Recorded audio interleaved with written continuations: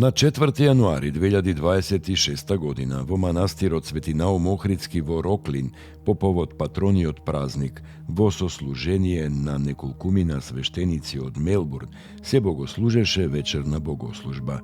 По вечерната во манастирската трпезарија од овогодинешните домакини беше послужена и трпеза на љубовта. Наредниот ден, на 5 јануари, во манастирот Свети Наум Охридски во Роклин, Викторија, митрополитот Преспанско-Пелагониски администратор австралиско-новозеландски господин Петар богослужеше света божествена литургија во сослужение со свештеници од епархијата.